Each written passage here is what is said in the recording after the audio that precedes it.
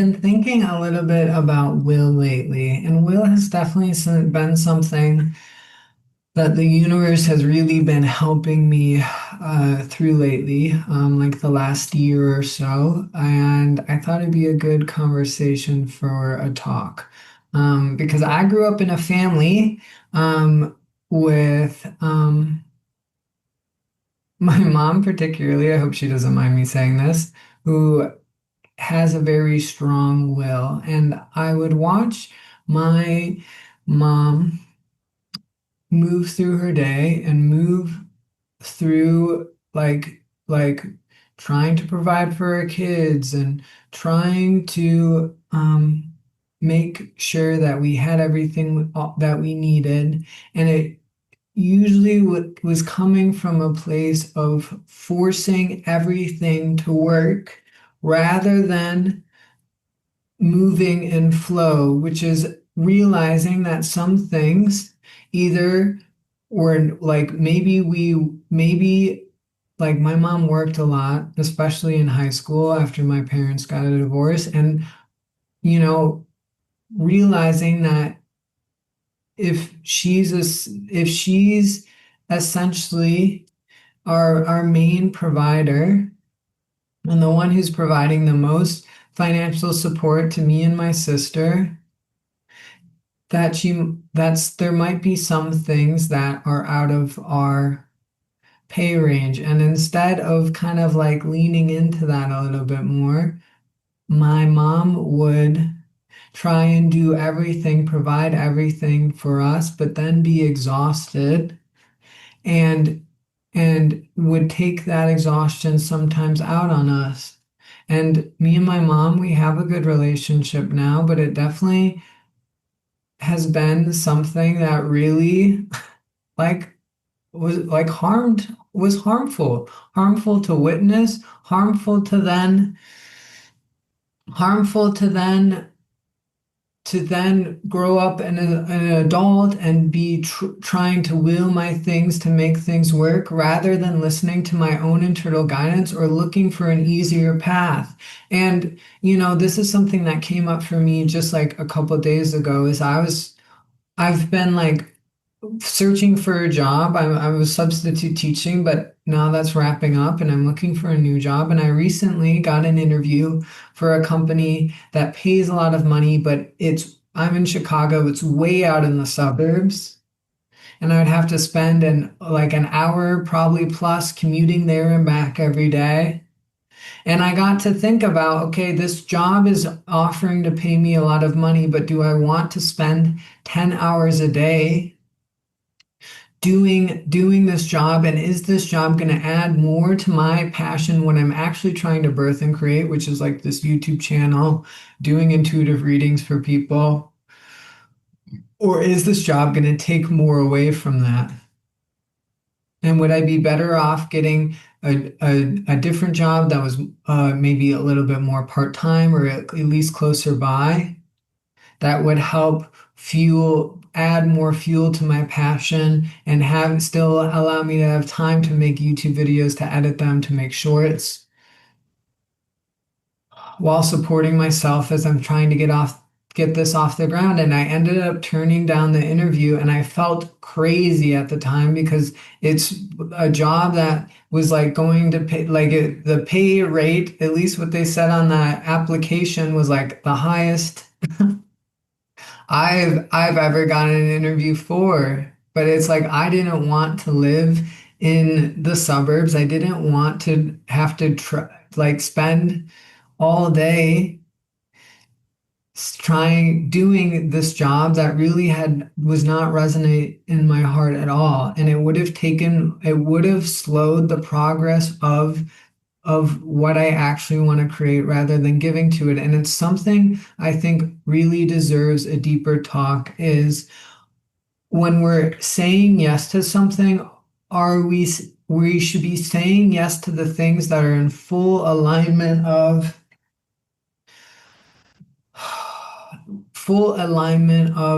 this is helping me get where I want to go. And it doesn't matter how much money it pays or how good it looks on paper. Is it the life you want to create or is it not? And it's one of the reasons why we are still in a capitalistic economy is because everyone is willing to settle and compromise for corporate jobs that pay well, that and be miserable in those jobs rather than thinking about what do I actually want to create in my life? And is this job helping me get there? Or am I just being comfortable in this job and going, well, I guess this is my life. I guess I'm going to have to be somewhat miserable for in this job for 40 years. And I can be happy when I retire. That is an old idea. That is an idea from generations past, and that is an idea that we can either choose to pick up or we can let go and start to look at what do I want to create?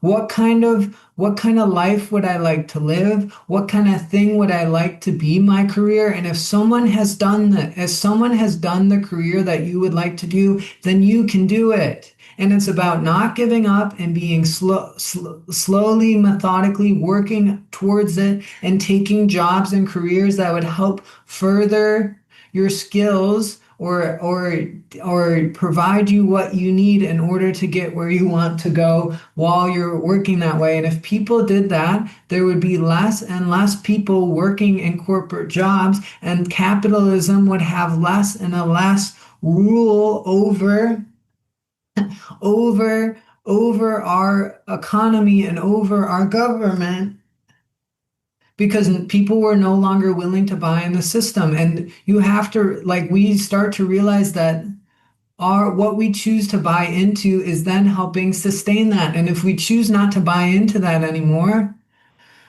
all of a sudden there's less and less sustaining a corporate a corporate economy or a capitalistic economy, and it would start to crumble. And when it crumbled, we would all come together and go, okay, what kind of system would we like to create that would be more supportive to us? But if we are willing to settle and compromise for jobs that might pay well but make us miserable, or we're stuck in a mindset of survival and desperation and making choices from that constantly rather than making choices of what do I actually need, what do I actually want to create, because we can get lost in a mindset of trying to build a life that sounds like it's in a Vogue magazine where we vacation in the Hamptons and have a beautiful home and have everything that we're taught would make us happy: a nice car, beautiful home, a partner, a family. And most of the time people that have lives like that built it off of settling and compromising for what they were told would make them happy rather than building a life that would actually fire them up and light them up and fill them with excitement and a passion for how amazing life is. And if you ask those people how they felt on the inside, they would say, I feel miserable and empty. And there is still so many people on this planet willing to buy into the idea that outside things make you happy. Outside things don't make you happy. Who you are as a person is what fulfills and satisfies you. And it really doesn't matter what toys you have around you. If you gave a child a new toy, they get a bump of an instant gratification hit of something new. But if they really didn't desire playing with that toy or don't really want to use that toy for play, it's just an instant. And then the child puts it in a box and never plays with it. And we go, why did I buy this child a new toy if they didn't even want it? And it's like, okay, if what you're buying for that child isn't making it happy, what would make that child more happy? And it's like, what if you told that child more often how amazing, incredible, loving, and awesome it was? What if you took time to connect with your partner, with your friends, with your family deeper and reminded them how much you loved and cared about them? And real fulfillment and satisfaction comes from within. It doesn't come on outside things.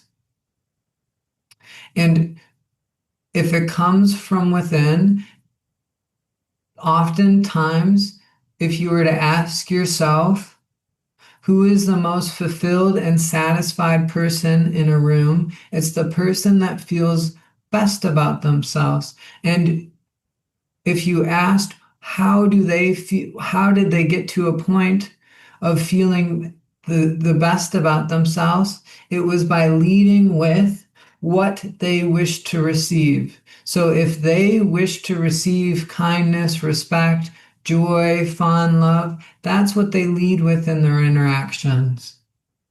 And someone that is kind, loving, caring, respectful, fun to be around, how do you think they feel about themselves? Rather good. How do they get to a place of being able to share so much of that? By giving it to themselves first and not using outside, not using things that are distractions on the outside to keep their attention from learning how to love themselves. And that's the real game we're all trapped in a little bit, is we are all get distracted from outside beautiful things and we forget to go, this is great, but I need to take a little time to love myself while I have this. And we all go, no, I have value and worth because of this outside thing. And I can't love myself until I achieve more or strive for more. And it keeps us in an endless loop of self-loathing.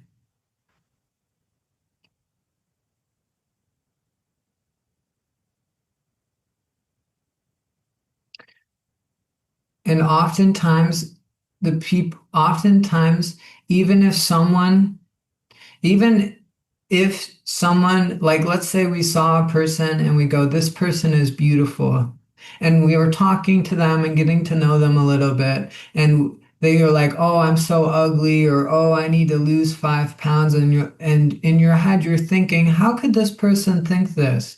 This person is literally could be on like a model or part of like a Vogue magazine type type like on the front cover. How could they not appreciate how beautiful they are? And it's because it doesn't matter how many times other people tell you you're beautiful. If you haven't learned to tell that to yourself, it's almost like trying to pour, like when other people are giving you compliments then and you haven't learned to find that with you first. It's almost like trying to pour liquid into a bottle but missing the opening, and people's compliments will just bounce off of you and you won't receive them because you haven't learned how to receive your own loving attention. And when you can learn to receive love from yourself, it's what actually opens your heart up to receive love from others. And it's why they say you can't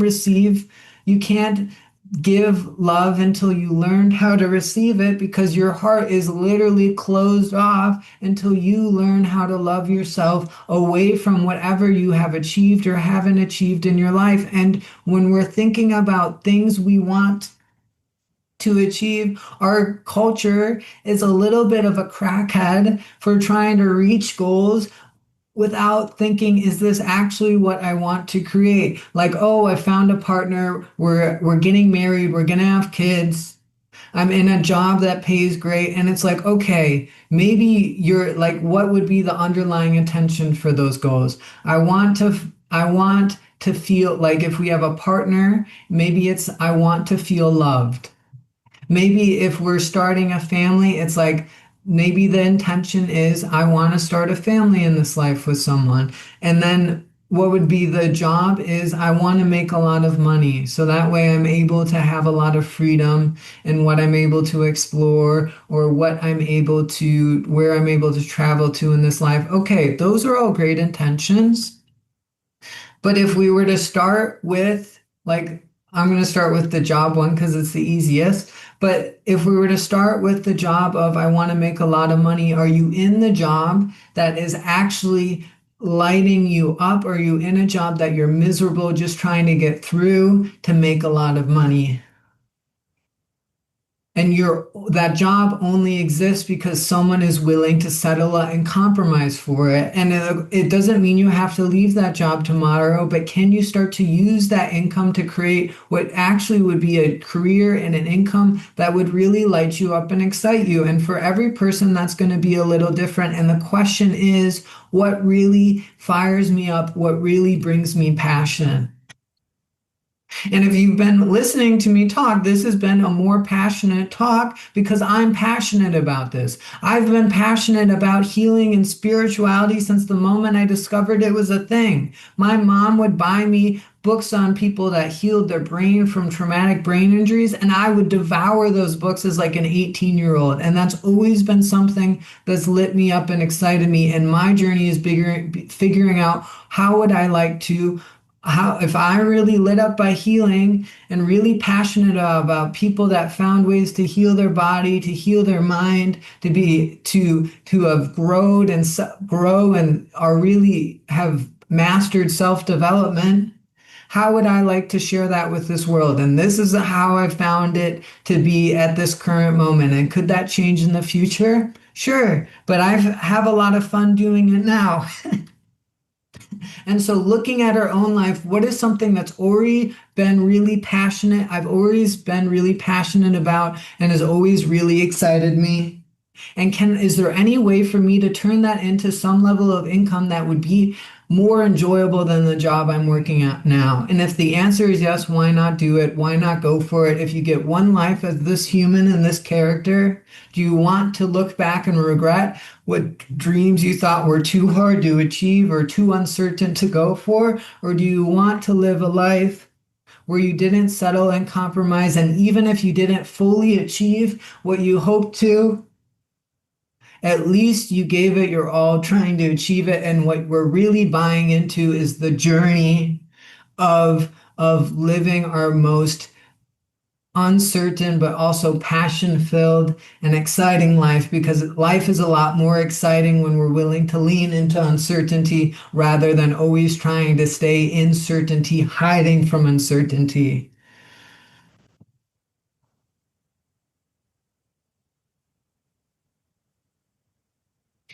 And even if you are someone who's like, I'm really lit up by rock climbing, or I'm really lit up by I'm really lit up by doing something that's more focused on myself. Like for someone like who's really lit up by rock climbing and wants to work at trying to become a professional rock climber or a rock climbing coach or opening their own rock climbing gym, and they're like, that's maybe like if I'm trying to become a professional rock climber, that feels like a little self-serving. So how is that helping others?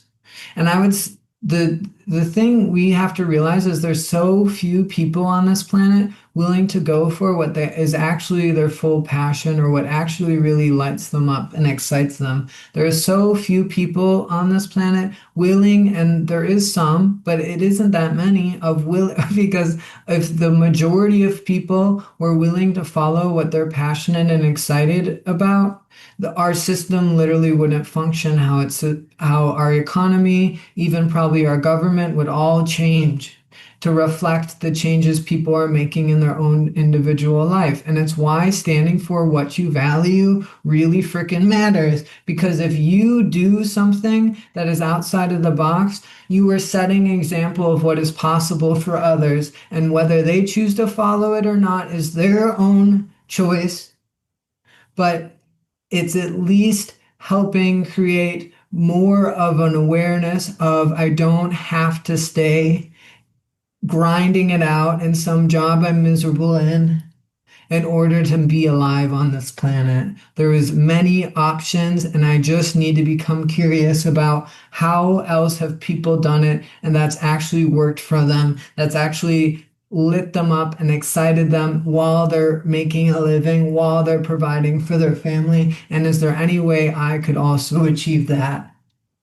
And the thing about, so if you are willing to follow your passion of trying to become a professional rock climber, you would be setting the example of I'm living my life of my greatest passion and excitement, and I'm not settling or compromising for a job or career, then that then would be less than that. And you're helping other people also get to that same alignment by setting the example.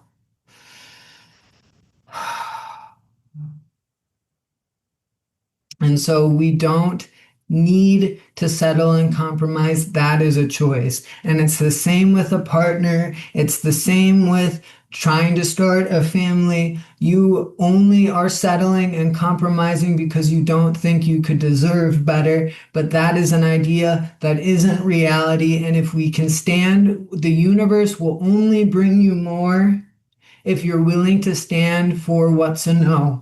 And if you're willing to stand for what's a no and compromising what's a no, that compromising is a no, that settling is a no, and I'm going to live a life that is my greatest passion, that is my greatest excitement, where I fully went for what I tried to create, whether it's possible for me to create or not. And if I have to pick up side jobs in order to do that, so be it. But those side jobs better be giving more to my career and passion than taking away from it, or I better still be spending time creating what I want to create when I have free time, so that way I can eventually move into that.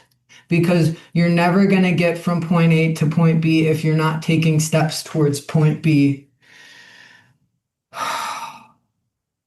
And even if we're in a side job that sucks, that makes us miserable, but we are still working on our passion and career on the side, even if it's just like, I want to start my own YouTube channel and I'm only making like a video a week. That's something that will eventually get you to where you want to go. And the reason why I turned down that job way out in the suburbs was because I have no desire to live out in the suburbs. I have no desire to commute an hour to a job just because it pays well. It wasn't a job I wanted to be doing, and I really feel like I can birth more of this career sooner rather than later, and that job felt like it was going to slow up the birthing of that. And it wouldn't probably have stopped it. And I still probably would have birthed this into like a full living income, but it would have taken a little bit longer. And so recognizing where we're at in the journey, are we in a part of our journey where we're just slowly getting started on what lights us up, what brings us passion, whatever career that we really go, this is amazing, I want to continue to do this? Like some way I know that this is some like making YouTube videos is something that's aligned for me is like when I've done intuitive readings with people one on one, I go, holy, like afterwards, I always pretty much was like, holy shit, that I feel so good and I feel so alive after being able to give a reading for someone. And so thinking about what are the things that make me more alive? And where am I in the birthing process? Do I feel like I'm pretty close to being able to birth more of this career into an income? Do I feel like I'm just getting started? And then using that awareness to decide what kind of job you're going to pick up and what kind of job is going to be a no for. And we're all going to have to trust our internal discernment of how much money do I need to be able to start this passion or career that I want to start? How much free time do I need? And finding a job that honors both of those needs. And if we're feeling uninspired, oftentimes we're feeling uninspired because we're unwilling to explore. Like it's like almost like the artist who never paints and goes, I just can't think of inspiration to paint. And it's like you can't think of inspiration to paint because you're not painting. If you were to just paint, you would become a lot more inspired on what to paint. Creative energy can only flow when you're creating. And if you're not saying I'm uninspired and then you stop creating, you're not going to ever feel inspired. And it's like me, like whenever I would take yoga classes, all of a sudden I would get a bunch of different inspiration of things I could teach in my yoga class from the class I just took. Or like oftentimes when I listen to spiritual teachers, like I'll hear them say something and I'm like, that could be a longer talk. And then that's what inspires the next talk I give is like just something they mentioned or something that gave me an idea of like an off branch of whatever teaching they were giving. And so if you want to be inspired and you want to feel like creativity is effortless, we have to be willing to create and to act on inspiration even when we're not feeling the most creative or inspired. We have to be willing, like if we're writing poetry, we have to be willing to write poetry about the pure white walls we're looking at until something better and if we can just create, you will get more ideas of what would be the next your next inspiration. Like I've literally heard singer-songwriters talk about a song that they wrote and they couldn't find anything to start the song. And so like literally the first words of the song that ended up becoming like a hit song, like it's called Ceilings by the one I'm thinking of is Ceilings by Lizzie McApplin. And the first two lines of the song are like ceiling, plaster, can we just make it last? I don't know, last forever. It's not, that's not the words, but it's like just create from whatever you're looking at. And if you can start that, the next words or the next inspiration will come to you.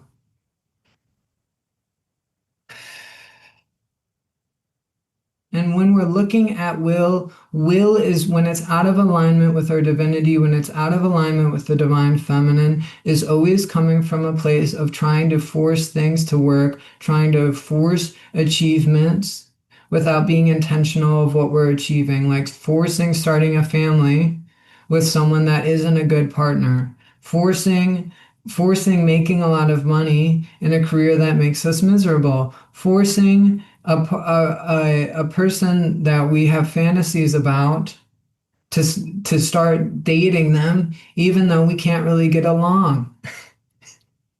And if you are willing to live your life, and I'm not going to settle and compromise in relationships, you might pass up some people who are attractive, who are interested in you. And when you pass them up, you, like in my brain at least works, I'll have a bunch of fantasies about having sex with them. And I've done that once or I've done that a couple times where someone's been interested in me and I was like, no, you're not the right person. I can feel that. And I've let them go and not moved past friendship with them. And I've afterwards, like there was one person in particular literally would post nudes on social media and I'd be like, God, they're attractive. What was I thinking? And all these fantasies would come up. And lately, I've been feeling my mind and I've been having less and less sexual fantasies. And it's because I haven't been willing to feed those patterns. And anytime we're settling and compromising in relationship, relating to people, we are relating to people from our fantasies and not from reality. Because reality is this person right or not right? And someone who's lost in fantasy is going to say, well, I'm just seeing if it could work. And if you're not certain it would work, then it's not something you should lean into because real discernment is truth. And does it feel true or not true? And if you say, I don't know, and I don't know, the uncertainty you're feeling in that is because it doesn't feel true, but you don't want to admit it.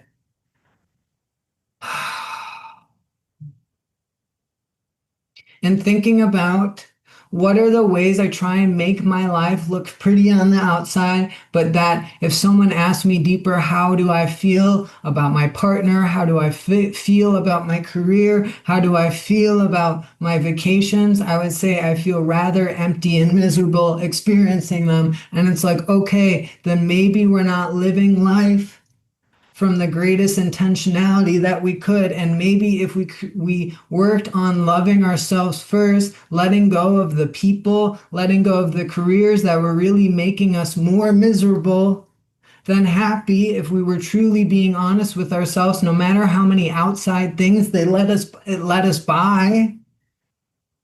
We would start to then form a relationship with the unknown, and the unknown is your divine feminine. And when you're willing to step into the unknown is when the aloneness you feel in that is when you turn inwards and start to love yourself, when you turn inwards and start to be more soft, gentle, and give yourself the validation you always hoped an outside person would give you.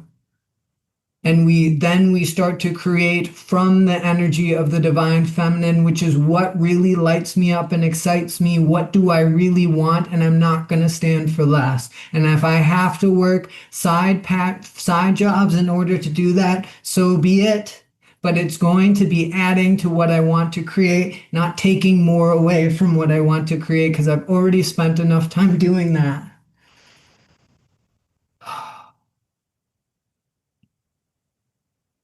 And sometimes we are going to need to be relating to life from a little bit of survival or desperation. Like, let's say our parents are a little crazy and we don't want to move back in with them.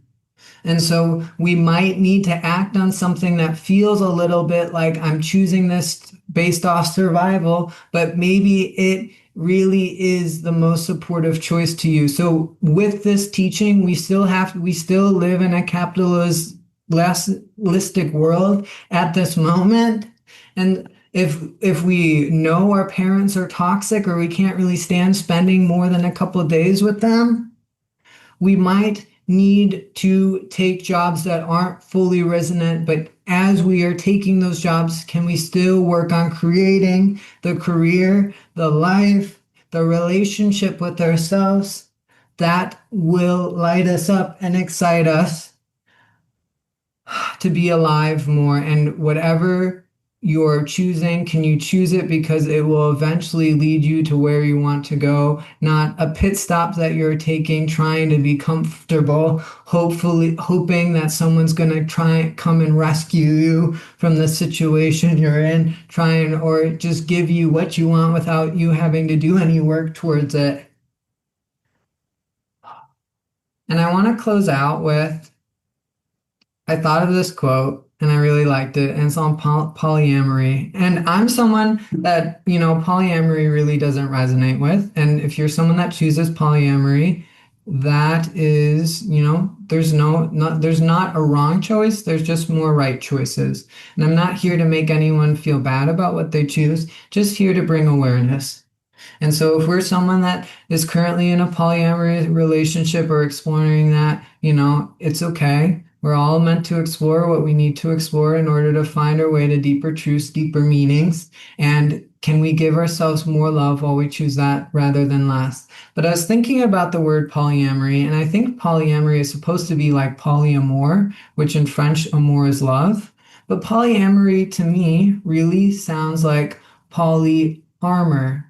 And if you were to think about why does polyamory sound like polyarmor, it's because every person you're in relationship with, like if you're in a multiple partner relationship, every person becomes armor or protection from you connecting with your own heart. And every person in relationship becomes armor and protection from you giving your full heart to one person. And I've talked to someone who's exploring this, and they were talking about, well, can't I give to both my full feet to multiple partners at the same time? And it's like, you can't fully lean into a relationship if there's another person you're trying to love at the same time in the same in another romantic way. Right? You can't fully fall in love with someone if you're trying to fall off at two cliffs at the same time. And you can't fully learn how to love yourself if there's constantly new people to distract yourself with. And it's what the real gift of, like, I'm really someone who believes you do not really need to date someone. You just need to learn how to date yourself and learn how to love yourself so deeply that you're not going to give your heart to someone. You're not going to fully jump off a cliff with someone who isn't who isn't someone you would imagine would be someone that I would give all of myself to, right? To not jump off a cliff with someone who is, when we're getting to know, when we're falling, getting to know them, being like, oh shit, why did I jump off the cliff with this person? This person isn't safe. This person doesn't fully accept me. This person doesn't really understand me how I thought they would. Or what's maybe this person is safe and accepting, but they're really nothing what I want. Or maybe and I feel totally comfortable with this person, but they feel more like a brother and a sister rather than someone who I feel really attracted to or who I want to be romantic with, or when I have sex with them, it makes me feel like I want to throw up rather than like feels like my greatest love and excitement. And if we can really get to know ourselves, we really start to see others clearly and we really become clear on what we want. And that's the true path of lining ourselves with the divine feminine is when you learn how to care, love, and validate yourself, you start to really know what you want. And when you can lead with it's a no until a yes, and dating, it's a no until a yes for even for like if someone gives us an opportunity and we feel unsure about it, it's a no until it's a yes, which means this is a no and I maybe explore it, but I don't lean into dating someone. I don't lean into agreeing to be someone's business partner, which is essentially like a business marriage, until I see that they are fully someone I would want to jump off a cliff with. And if they don't feel like someone I would want to give my whole heart to or really feel safe and comfortable building something with or starting a business with, which the business kind of becomes your child. And if you don't really want to they don't feel like they'd be a good co-parent once we've gotten to know them, then it's not something we should create with that person. And when we can lead with that is when life becomes incredibly clear of to what I want to create. And you know, I've been thinking about this metaphor, and we are kind of raised to, like, let's say there's a mountain and there's like a cement stair path going all the way up the mountain. And our intuition tells us that if we were to just at the start of the path, there's a little dirt route going around the mountain, but maybe the brush is really thick and we can't really see where the dirt path is leading. And our intuition telling us that that's the direction that is actually going to light us up. That is the direction that is actually going to get us to where we want to go. And we go, but I don't know. I can't really see where it's headed. Or it could even be a longer path than the cement path. But let's say the cement path is so long and so hard to get up the mountain that it's grueling. And oftentimes we tend to choose the cement route because that's what the route everyone else chooses, rather than the unknown and uncertain that would actually get us to where we want to go way sooner and would be way more fun and exciting than taking the boring cement path up the mountain. And so when we are thinking about what I want to create in my life, if it's something we doubt, it's usually like when we're thinking about like, oh, I would love to do this, but I just don't think it's possible. The doubt is actually showing you that it's stretching your willing of trust with the universe. And if you are willing to trust the universe and go down the unknown path, you would find that how much the universe actually desires for you. And if we're not willing to trust the universe just gives you what you are willing to settle for. And so if we can stop settling and start leaning more into uncertainty and unknown in a logical and rational way, most of the time that is going to, we're still supporting ourselves, still supporting like being able to buy meals and have a home over our heads while creating what we want to create,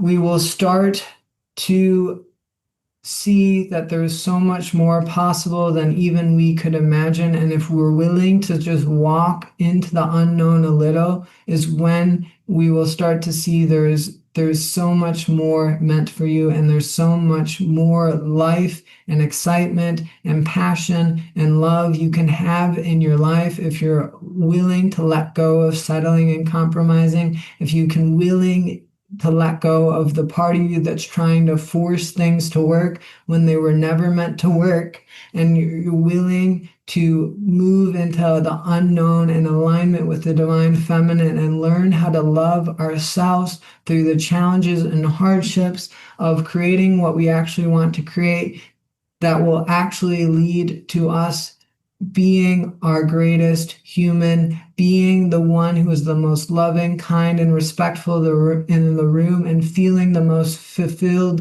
satisfied, and good about ourselves. And when we are willing to do that, I just want to hit that being somewhat rational about how we are moving, or what we're deciding to say no and yes to. Because if we're like, I'm going to become a meditation teacher and I'm just going to sit in my apartment and meditate all day and it's just going to manifest out of the blue, that typically does not work. And so being grounded in rationality of, maybe I go and get a certification to be a meditation teacher and start offering meditation classes at a local yoga studio and posting YouTube videos of meditations that I lead, would probably be a much more logical, healthy, and aligned way to create that. And so being aware of, can I still be grounded in reality and what reality is asking of me in this moment while I'm trying to create what I want to create? So I hope that helps. Thank you for listening. I love you all. Bye.